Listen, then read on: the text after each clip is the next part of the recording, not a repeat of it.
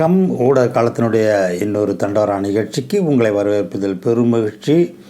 வழக்கம் போல் உங்களுடைய ஆதரவை நீங்கள் கொடுக்குமாறு வேண்டுகிறேன். இன்றைக்கி எதை பற்றி பேச போகிறோம்னா, இப்போ இந்த ஒரு வாரமாக பார்த்திங்கன்னா இந்த சவுக்கு சங்கர், ஃபீலிக்ஸ் ஜெரல்டு இவங்க 2 பேருடைய கைது பற்றி மிகப்பெரிய ஒரு விவாதம் தமிழக ஊடக சூழலில் நடந்துக்கிட்டு இருக்குங்கிறத பார்க்குறோம். இப்போ இந்த கைது 2 கேள்வி கேட்குறாங்க. ஒன்று இது கருத்துரிமைக்கு எதிரான ஒரு கைது இது, அதனால் உடனடியாக அவர்கள் விடுதலை செய்யப்பட வேண்டும் அப்படிங்கிறது ஒரு முதல் கருத்தாக இருக்குது.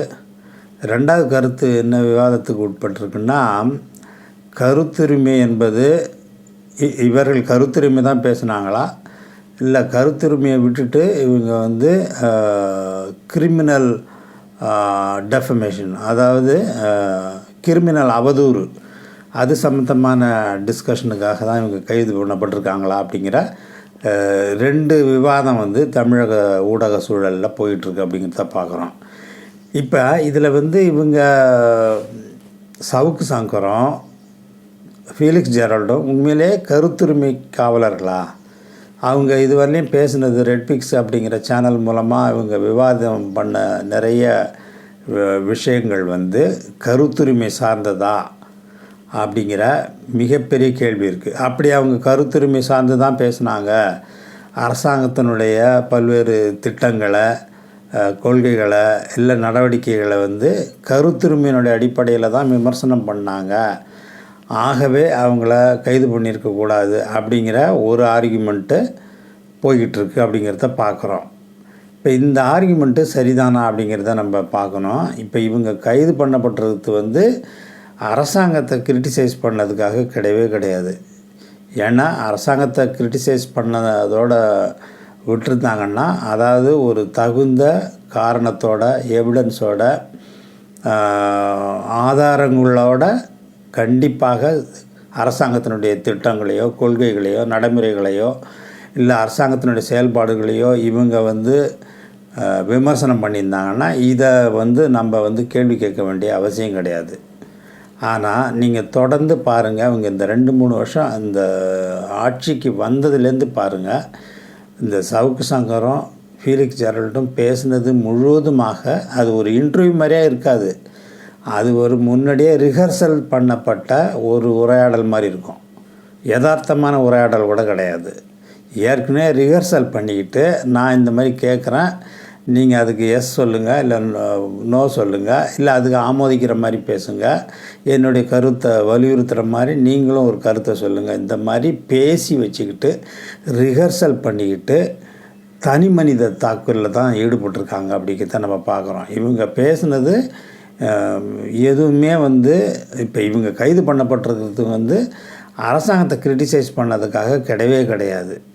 இன்ஃபேக்ட் இவங்க 2 பேருமே பேசும்போது பார்த்திங்கன்னா, முதல்வருடைய குடும்பத்தை இழுத்து பேசுகிறது, அவருடைய மகளை பேசுகிறது, மருமகனை பேசுகிறது, அதே மாதிரி அவங்க ரிலேட்டிவ்ஸ் எல்லாரையும் இழுத்து வச்சு பேசுகிறது ஆதாரம் இல்லாமல், இதெல்லாமே இவங்க பேசினப்பெல்லாம் கூட இந்த அரசாங்கம் எந்த நடவடிக்கையும் எடுக்கலை.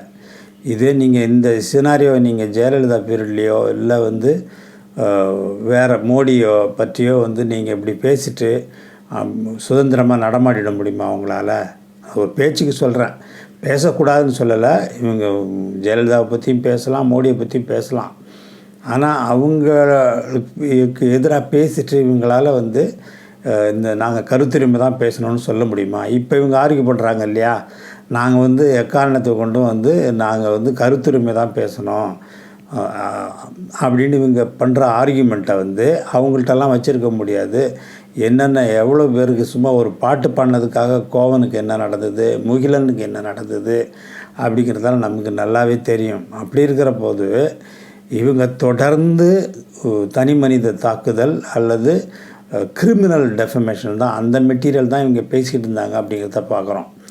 அது G2 இஷ்யூவாக இருக்கட்டும், காசா கிராண்ட் இஷ்யூவாக இருக்கட்டும், ராம்குமார் தற்கொலையாக இருக்கட்டும், இல்லை ஸ்ரீமதி தற்கொலையாக இருக்கட்டும், இல்லை நீங்கள்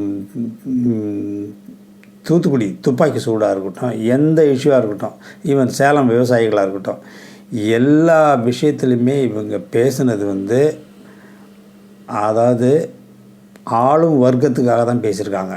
ஒன்று போலீஸ் டிபார்ட்மெண்ட்டுக்காக பேசியிருக்கிறாங்க, இல்லாட்டி வந்து அதிகார வர்க்கத்துக்காக பேசியிருக்காங்க, இல்லை பணக்காரங்களுக்காக பேசியிருக்காங்க.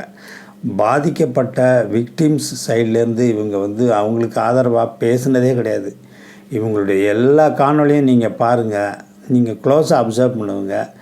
இவங்க பேசுனது வந்து எந்த ஒரு ஜேர்னலிசமாக இருந்தாலும், எந்த ஒரு கருத்துரிமையாக இருந்தாலும் பாதிக்கப்பட்டவங்கள் பக்கத்தில் நிற்கணும்.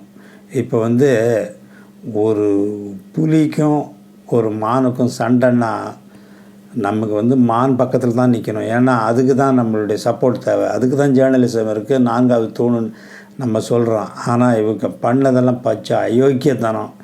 இவங்க பேசுனதெல்லாம் பணக்காரங்களுக்கு தான் பேசியிருக்காங்க, வலுவுள்ளவங்களுக்கு தான் பேசியிருக்கிறாங்க, அரசாங்க சைடுக்கு தான் பேசியிருக்காங்க, அதிகார வர்க்கத்துக்கு தான் பேசியிருக்காங்க அப்படிங்கிறது அப்பட்டமாக இவங்களுடைய இன்டர்வியூலெலாம் தெரியுது. அப்படி இருக்கும்போது இவங்க கருத்துரிமை காவலர்கள், அதனால் இவங்களை விடுதலை பண்ணணும், இல்லை இவங்க மேலே கேஸை மட்டும் ஃபைல் பண்ணிவிட்டு அப்படியே விட்டுடணும், எதுக்கு அரெஸ்ட்டு அப்படிங்கிற ஒரு இந்த கேள்வி என்பது உண்மையிலே இவர்கள் நடுநிலைவாதிகள் தானாங்கிற சந்தேகத்தை நமக்கு எழுப்புது.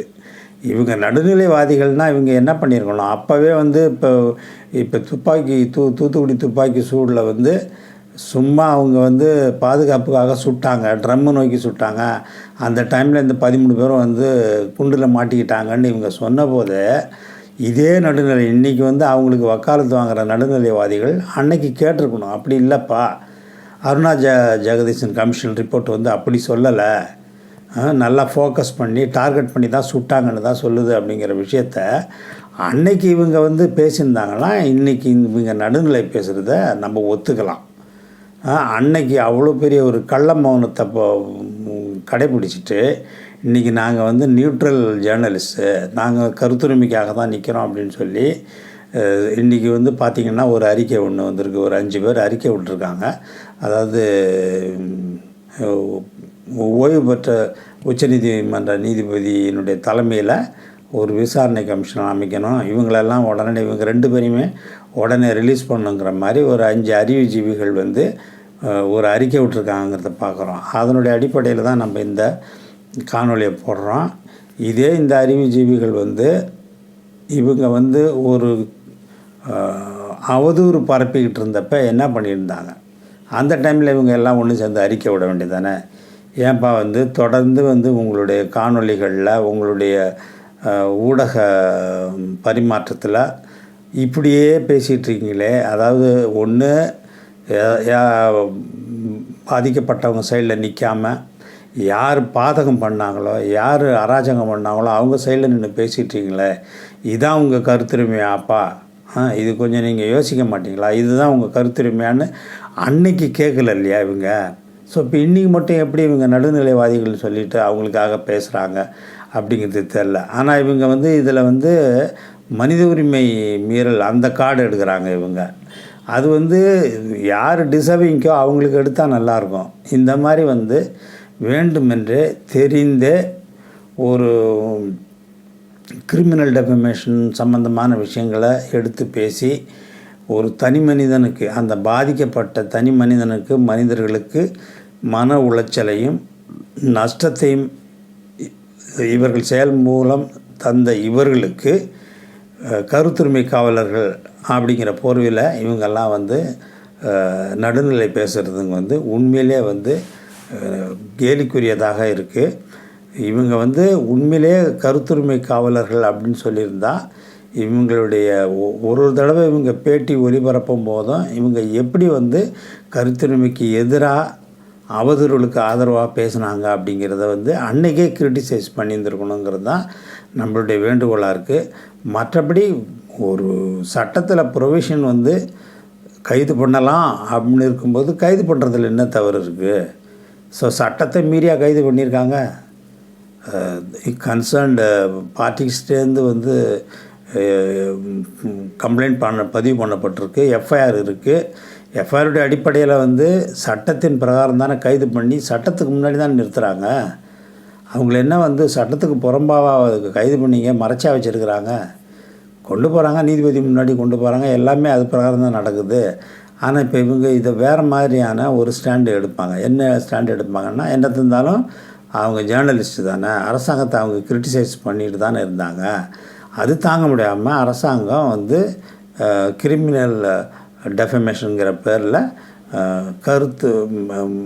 கருத்துரிமை காவலர்களை கைது பண்ணிடுச்சு அப்படிங்கிற மாதிரி அந்த ஸ்டாண்டும் இப்போ எடுக்கிறாங்க. இது எதுவுமே வந்து நம்ம வந்து ஒரு 2 பக்கமும் பார்க்கணும். அப்படிங்கும்போது இந்த இருவரும், இந்த சவுக் சங்கர், ஃபீலிக்ஸ் ஜெரல்ட் 2 பேருமே பார்த்திங்கன்னா இவர்கள் தொடர்ந்து வந்து கிரிமினல் டெஃபமேஷன்லேயே தான் இறங்கியிருக்கிறாங்க. எல்லா காணொலியிலும் அதான் இது நடந்திருக்கு. இது வந்து ஒரு பக்கம் மிரட்டலாகவும் பார்க்கப்படுது. ஒரு பக்கத்துக்கு ஆதரவாக பேசி இன்னொரு பக்கத்தை வந்து டிஃபேம் பண்ணும்போது அதன் மூலம் காசு பறிக்கிற வேலையிலையும் இவங்க ஈடுபட்டிருக்காங்கங்கிறது இப்போ நமக்கு தகவல்கள்லாம் வந்து சேருது. அந்த வகையில் பார்க்கும்போது இந்த கைது வந்து நியாயமான கைது தான். இருக்கட்டும், ஃபேஸ் பண்ணட்டும், கோர்ட்டில் போய் ஃபேஸ் பண்ணி கோர்ட் வந்து பெயில் கொடுத்தா வெளியே வரட்டும். யார் வேணாங்கிறா? அந்த ப்ரொவிஷன் அவங்களுக்கு இருக்குது தானே. சட்டப்பிரகாரம் அவங்களுக்கு அதை ஆரோக்கிய பண்ணுறதுக்கும் வழி இருக்கும்போது இந்த நடுநிலைவாதிகள் என்று சொல்லப்படுகிறவர்கள் நடுநிலையாக நடந்து கொள்ள வேண்டும் என்பதே நமது வேண்டுகோள். இன்னொரு அமர்வில் வேறு ஒரு விஷயத்தை பார்ப்போம். நன்றி, வணக்கம்.